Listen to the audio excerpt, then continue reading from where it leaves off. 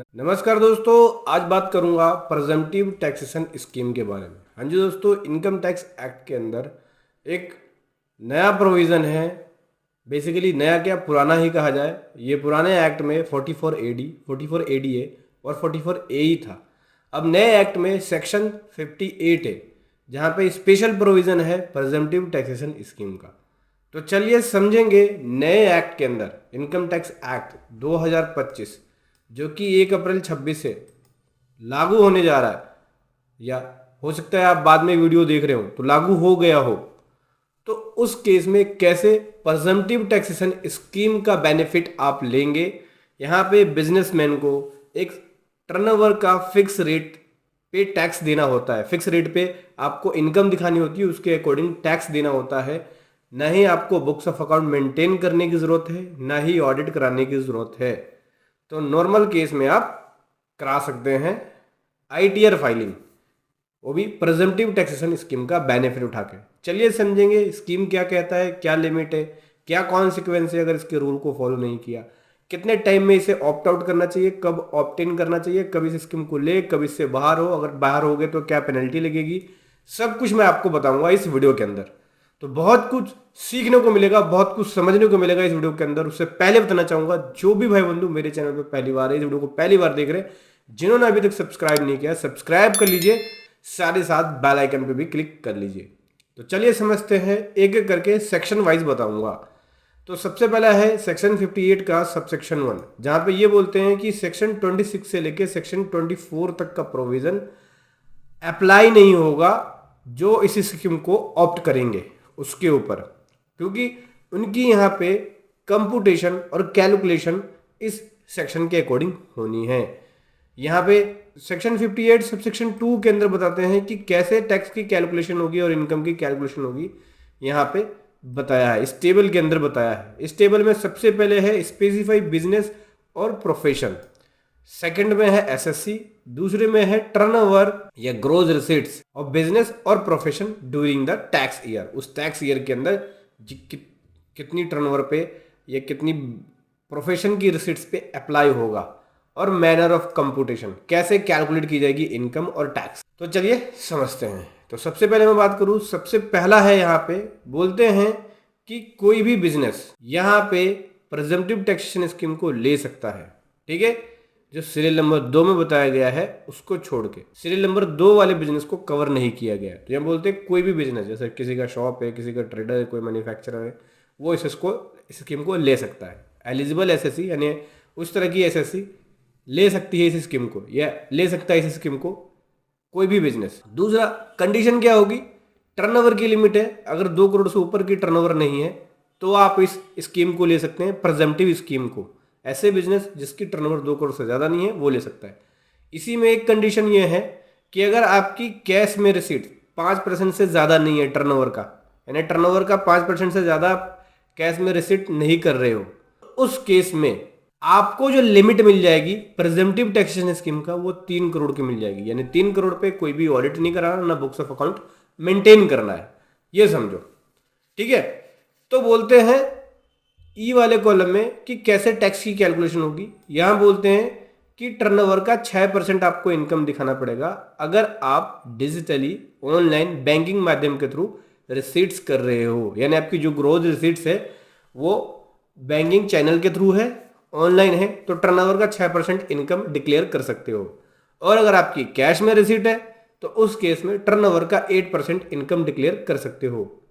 ठीक है, लेट से एग्जांपल के लिए समझिए कि आपने 10 लाख की टर्नओवर करी, तो 10 लाख की टर्नओवर अगर आपकी ऑनलाइन है तो उसका 6% आप दिखाएंगे, मतलब कि 60,000 इनकम दिखा सकते हैं।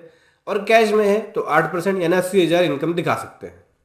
ठीक है, सेकंड वाले केस में किसको रखा गया है, कौन से बिजनेस को रखा गया है? सेकंड वाले केस में रखा गया है ऐसे बिजनेस जो plying, hiring, leasing goods carriers का बिजनेस करते हैं। बेसिकली गुड्स कैरियर्स का बिजनेस हो गया जो ट्रांसपोर्ट लाइन के अंदर है, ट्रांसपोर्ट या GTA बोल लो एक तरह से, उस तरह की सर्विस दे रहे हैं, तो वो बिजनेस यहाँ पे एलिजिबल होंगे प्रेजम्पटिव टैक्सेशन स्कीम के लिए। यहाँ बोल रहे हैं ऐसे SSC जिसके पास खुद की 10 से ज़्यादा गाड़ी नहीं है, गुड्स कैरियर्स की ज़्यादा गाड़ी नहीं है। बेसिकली अगर मैं बात करूँ जीटीए की, तो यहाँ पे ये कहना चाह रहे हैं कि ऐसे ट्रांसपोर्ट बिजनेस जिसके पास खुद की 10 से ज़्यादा ट्रक नहीं है, तो वो यहाँ पे प्रेजेंटिव टैक्सेशन स्कीम को ले सकते हैं। सेक्शन 58 को ले सकते हैं, सेक्शन 58 को ले सकते हैं प्रेजेंटिव टैक्सेशन स्कीम को। ऐसे केस में टर्नओवर की यहाँ पे लिमिट नहीं है, व्हीकल की लिमिट है। 10 से ऊपर तक का आपके पास गुड्स कैरिज व्हीकल नहीं है ड्यूरिंग द टैक्स ईयर, तो आप इस स्कीम को ले सकते हैं।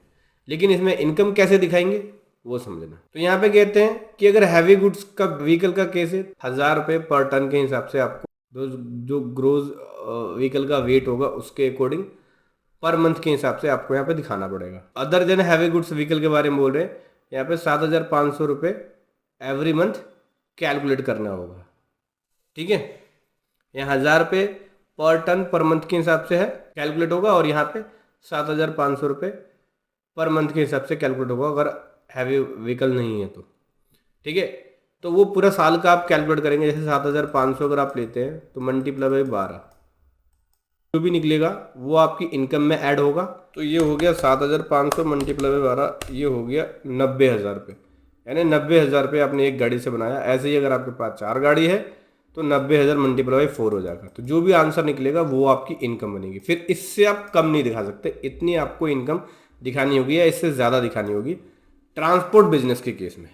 ठीक है, अगर आप प्रेजेंटिव टैक्सेशन स्कीम को ऑप्ट करते हो तो। थर्ड में आता है, यहाँ पे कह रहे हैं कि स्पेसिफाई प्रोफेशन। जो स्पेसिफाई प्रोफेशन है सेक्शन 62 सबसेक्शन 4 के अंदर, बेसिकली यहाँ पे प्रोफेशन की बात की गई है। प्रोफेशन में doctor, CA, engineer, chartered accountant, ठीक है, आर्किटेक्ट, टीचिंग प्रोफेशन, बेसिकली जिसके पास एक प्रोफेशनल डिग्री है तो वो प्रोफेशन के अंदर काउंट होगा। तो बोल रहे हैं कि अगर आप प्रोफेशनल इनकम शो कर रहे हो तब भी आप प्रेजेंटिव टैक्सेशन स्कीम ले सकते हो। यहाँ पे टर्नओवर या ग्रोस रिसीट्स की लिमिट यह है कि अगर आपकी रिसीट्स 50 लाख से ज़्यादा की नहीं है तो आप इस स्कीम को ले सकते हैं, या फिर आपके रिसीट्स कैश में टर्नओवर का 5% से एक्सीड नहीं होता तो 75 लाख रुपीज़ की आपको लिमिट मिल जाती है। अगर 75 लाख से एक्सीड नहीं होती तो भी आप इस स्कीम को ले सकते हैं। ठीक है, और उस केस में अपनी रिसीट्स का 50% इनकम दिखा सकते हैं। अगर आप ऐसा करते हैं तो आपको कोई भी बुक्स ऑफ अकाउंट मेंटेन करने की ज़रूरत नहीं है, कोई भी ऑडिट कराने की रिक्वायरमेंट नहीं है। समझ गए इस प्रेजेंटिव टैक्सेशन स्कीम को लेके। अब तो आपको समझ में आ गया भी प्रेजेंटिव टैक्सेशन स्कीम कौन कौन ले सकता है। अभी हम इसकी कुछ और कंडीशन के बारे में बात करेंगे। देखिए, अब हम बात करते हैं सबसेक्शन 3 के बारे में। सबसेक्शन 3 ये बोलता है कि जो ऊपर बताई गई लिमिट्स है उससे अगर आप अपनी इनकम कम दिखाते हो तो ऐसे केस में क्या क्या होगा, 2 चीज़ें करनी होंगी। सबसे पहले आपको बुक्स ऑफ अकाउंट मेंटेन करना पड़ेगा, दूसरा आपको ऑडिट कराना पड़ जाएगा। यानी जो ये लिमिट बताई है 6%, 8% वाली या 50% वाली प्रोफेशन के केस में, या फिर ये 7500 वाली ट्रांसपोर्ट बिजनेस के केस में। ठीक है, इससे कम दिखाओगे तो आपको बुक्स ऑफ अकाउंट मेंटेन करना पड़ेगा, साथ ही साथ आपको ऑडिट भी कराना पड़ेगा। बुक्स ऑफ अकाउंट मेंटेन करना होता है सेक्शन 62 के अंदर और ऑडिट कराना होता है सेक्शन 63 के अंदर।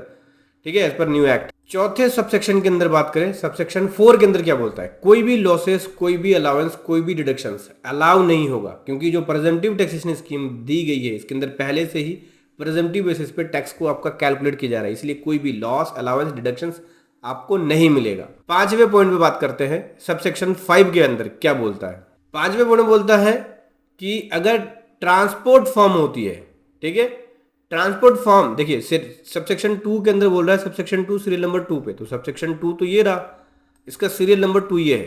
तो ट्रांसपोर्ट बिजनेस के बारे में बोल रहा है कि ट्रांसपोर्ट बिजनेस के अंदर अगर ट्रांसपोर्ट बिजनेस एक फॉर्म है, उसके अंदर अगर पार्टनर को सैलरी और इंटरेस्ट दिया जा रहा है तो उस केस में डिडक्शन क्लेम कर सकते हैं। उस केस में उस तरह के एक्सपेंडिचर का डिडक्शन ले सकते हैं अगर आप प्रेजेंटिव टैक्सेशन स्कीम लेते हो। 7वें के अंदर 7वां सबसे इंपॉर्टेंट है।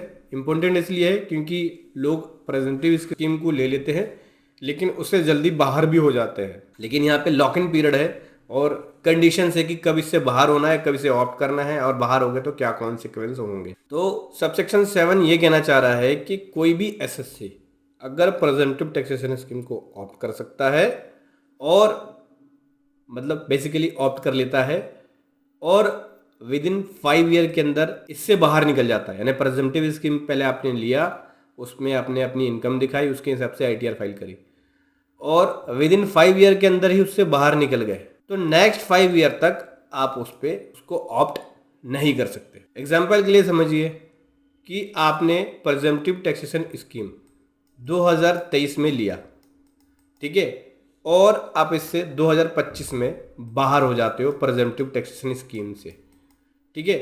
तो इससे आने वाले 5 साल बाद यानी 2030 तक आप दोबारा फिर से प्रेजेंटिव टैक्सेशन स्कीम नहीं ले सकते। और अगर आप ऐसा करते हो, डिस्क्वालीफाई करते हो, ऊपर का जो प्रोविज़न है उसको ध्यान में नहीं रखते हो, तो आपको बुक्स ऑफ अकाउंट मेंटेन करना पड़ेगा प्लस ऑडिट भी कराना पड़ेगा सेक्शन 63 के अंदर, और 62 में बुक्स ऑफ अकाउंट मेंटेन करना पड़ेगा। बेसिकली अगर आपने इसका वॉयलेशन किया तो आपको बुक्स ऑफ अकाउंट मेंटेन करना पड़ेगा प्लस ऑडिट करानी पड़ेगी। यानी अगर आप 5 ईयर के पीरियड के लिए आपको, अगर आप प्रेजेंटिव टैक्सेशन स्कीम ले रहे हो तो लॉक करना पड़ेगा, और इससे बाहर हो रहे हो तो बुक्स ऑफ अकाउंट कराना पड़ेगा, ऑडिट भी करानी पड़ेगी। तो जनरली लोग इसके रूल्स को फॉलो नहीं करते हैं जो इसमें बताया गया है। कभी प्रेजेंटिव स्कीम को ले लेते हैं, फिर उसके बाद कभी प्रेजेंटिव स्कीम से बाहर हो जाते हैं, लेकिन इसके रूल को नहीं समझते हैं। सबसेक्शन 9 में बोलता है कि नॉन अकाउंट पे चेक जो होगा उसको कैश में ट्रीट किया जाएगा और कैश में रिसीट्स मानी जाएगी और उसके अकॉर्डिंग प्रेजेंटिव टैक्सेशन काउंट होगा। सबसेक्शन 10 में बोलते हैं कि ट्रांसपोर्ट बिजनेस के लिए बुक्स ऑफ अकाउंट बनाने की जरूरत नहीं है, ना ही ऑडिट कराने की जरूरत है। सेक्शन 62 और सेक्शन 63 अप्लाई नहीं होगा जो ट्रांसपोर्ट बिजनेस है उनके लिए, ठीक है, चाहे उनकी ग्रोस रिसीट्स क्रॉस क्यों ना हो लिमिट से, जो मॉनेटरी लिमिट बताई गई है यहाँ पे। अगर प्रेजेंटिव टैक्सेशन स्कीम किसी ने ऑप्ट कर रखा है तो उसको बुक्स ऑफ अकाउंट और ऑडिट कराने की रिक्वायरमेंट नहीं है। ट्रांसपोर्ट बिजनेस के लिए, ट्रांसपोर्ट बिजनेस के लिए व्हीकल की लिमिट है, अगर 10 से ज़्यादा होंगे तो उस केस में कराना होगा। बाकी ये सब मीनिंग्स हैं और कुछ नहीं है, मीनिंग वगैरह एक्सप्लेनेशन वगैरह है। सो बेसिकली प्रेजेंटिव स्कीम को, कंडीशंस को, रूल्स को और लिमिट को आप समझ गए होंगे। उसके हिसाब से आपको इनकम दिखानी पड़ेगी, देन उसके हिसाब से टैक्स कैलकुलेट होगा। टैक्स जो होगा नॉर्मल स्लैब रेट के अकॉर्डिंग कैलकुलेट होगा, जो नॉर्मल स्लैब रेट है बिजनेस एंड प्रोफेशन के केस में। वीडियो कैसी लगी जरूर बताएं। Thank you so much. जय हिंद, वंदे मातरम।